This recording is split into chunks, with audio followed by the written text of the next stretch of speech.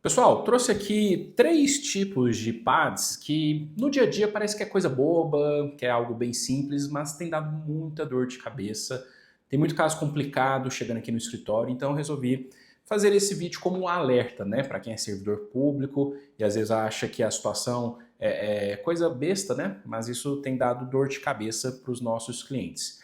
Qual que é o primeiro tipo de pad? Falta injustificada.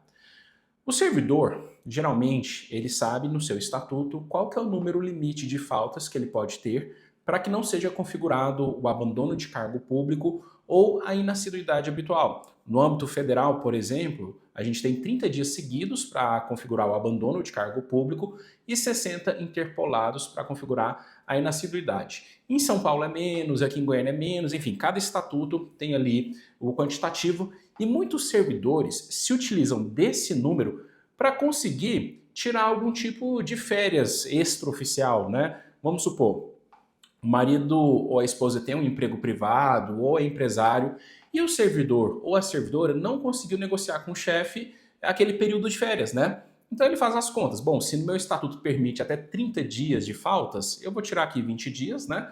E aí eu vou viajar com a minha família, o que é de se esperar, né? O que é comum. Contudo, veja só, ainda que o número de faltas não atinja o número suficiente para configurar abandono ou inassiduidade, o que acontece na prática, e isso é muito triste, né? Infelizmente, pessoal, existe muita inveja, muitos ciúmes na administração pública. Então, se o servidor ele é casado com um cônjuge que tem uma boa condição financeira e viaja muito, e o servidor acaba se utilizando dessas possíveis faltas injustificadas para acompanhar o seu cônjuge, eles têm aberto o PAD por desídia. Porque veja só, ainda que não tenha um número suficiente para aplicar a responsabilidade por ausência injustificada, eles tentam juntar outros elementos. E aí começa aquela conversinha, fulano não trabalha direito, só quer saber de viajar, fica faltando sem justificativa, toda hora tá na Europa, nos Estados Unidos, ou tá na praia. Veja que os próprios comentários que a gente percebe nas oitivas de PAD são comentários com tom de crítica, com tom de inveja. Aí chama o superior hierárquico e fala, não, realmente é muito relapso, acho que a pessoa ela é muito confortável porque o esposo é rico, ou a esposa é médica, enfim, coisas nesse sentido que você percebe o tom de deboche. E eles vão forçando a barra para enquadrar uma pena de demissão através da desídia, porque por abandono de cargo público não seria suficiente e nem por inassiduidade habitual. Então, muito cuidado com faltas injustificadas, muito cuidado com redes sociais abertas e mesmo as redes sociais fechadas, né? Tem que ter cuidado com quem te segue, porque eles utilizam, é padrão, nesse tipo de processo é padrão. Eles vão, colocam ali aquele tanto de print, olha lá, fulano viajando para a Europa, para os Estados Unidos, na praia, faltando aqui o emprego. Aí eles vão falar, olha, essa ausência injustificada trouxe danos, né, para a repartição, porque o serviço atrasou, porque aconteceu isso. Olha, é um inferno. A pessoa acha que está tirando ali 10 dias para viajar porque não conseguiu férias e eventualmente até tinha direito a essas férias, né, vencidas, e isso acaba se desdobrando num processo bem complicado que dá muita dor de cabeça. Segundo tipo, é um tipo que acontece muito em prefeitura pequena, tá? Quem trabalha em balcão de prefeitura, passa naqueles andamentos de processo e tudo. Olha só, a gente tem uma inflação muito grave que é o quê? Usar o cargo para benefício próprio. E aí o que acontece? A gente tem os escritórios de contabilidade, que tem os despachantes, né, que estão sempre indo na prefeitura para conseguir licença, alvará, agilizar alguma coisa para algum cliente. E essa pessoa, às vezes, nem é mal intencionada. Vê lá a pessoa no balcão que está atendendo, que está fazendo alguma coisa, fala, olha, não tem como você agilizar isso daqui, vou pagar um lanche para você, literalmente um lanche, né, um salgado, um refrigerante, ou mando um centro de salgados, enfim. E a pessoa dá um andamento fora do protocolo, né? E isso daí tem dado muita dor de cabeça. É claro que quando a gente está nesse cenário, até pelo valor envolvido, né? Poxa, foi um lanche e tal.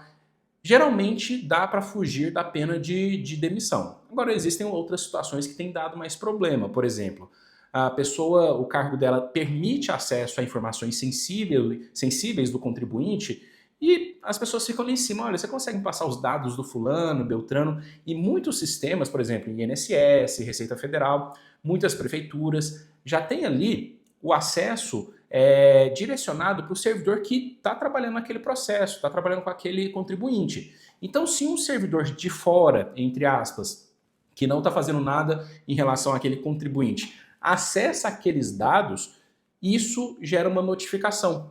Uma notificação tanto no TI quanto na chefia. Falando, olha, o servidor Sérgio Merola, que não está trabalhando com esse contribuinte, acessou a pasta do fulano de tal, no dia tal, no horário tal. E eles vão verificar a razão disso. E aí pode ser que isso gere um processo administrativo disciplinar, falando que você está vendendo informações, né? E muitas das vezes nem é o caso. Você às vezes foi fazer um favor para um familiar e acaba tomando um processo que pode gerar, inclusive, a sua pena de demissão. Agora, ainda nesse ponto de usar o cargo para benefício próprio, a situação que mais dá dor de cabeça, tá? Família da pessoa sabe que ela está ali no órgão e tudo, que pode ajudar de alguma forma. Vamos pegar um cenário aqui do, sei lá, INSS, né?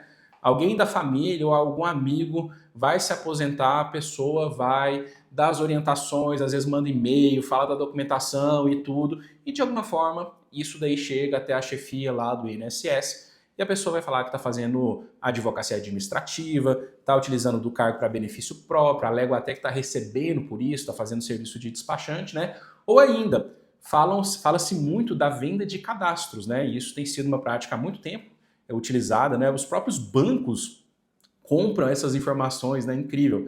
Compram essas informações no mercado paralelo, é óbvio que eles nunca vão assumir isso, né?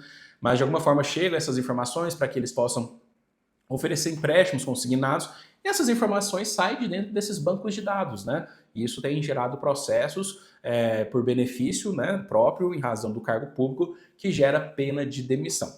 E o último, pessoal, é o quê? Desrespeito no ambiente de trabalho. Eu já até gravei um outro vídeo em relação a esse assunto, mas o que acontece? A gente tem duas situações que acontecem com alguma frequência. Primeiro, a pessoa está num dia ruim, ou, enfim, algum tipo de problema e tal, respondeu de forma mais ríspida, teve algum desgaste ali com o seu chefe, ou com o subordinado e tudo, e isso vira um processo que depois desencadeia ali num processo de assédio moral e dá uma dor de cabeça gigantesca.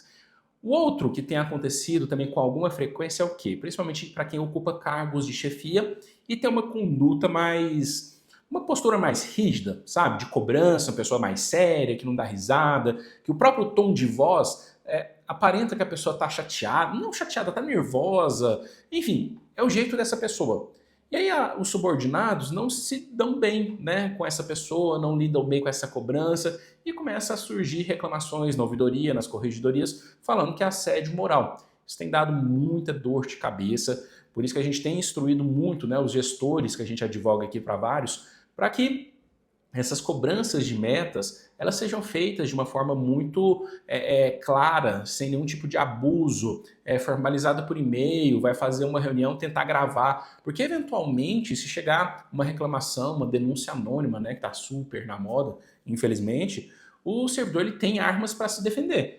Porque se ele não tiver isso daí, vai juntar um grupinho ali de 3, 4, 5 servidores, vão falar que eles são assediados, que eles estão ficando doentes, estão sofrendo com depressão, estão tomando medicamentos por conta dessa postura do gestor, né? Essa postura mais rígida, mais diligente, o que na maioria dos casos é uma grande mentira. Mas o servidor ele não tem nenhuma ferramenta para comprovar o contrário. Então, pessoal, são coisas que acontecem no dia a dia, mas que pode dar muita dor de cabeça, tá? Tentem evitar. Eu gravei um vídeo semana passada, como que os PADs, né, bobinhos, eles podem escalar de uma forma surpreendente. Isso daqui é meio que uma continuidade, né? Porque quem imagina que uma falta injustificada pode virar um PAD por desídia, né? Mas, novamente, aquela situação de ciúmes, de inveja, principalmente se o servidor é casado com um cônjuge que tem uma boa situação financeira e a condição de vida dele é muito superior à dos outros servidores, né? O próprio negócio que eu falei da prefeitura, a pessoa está lá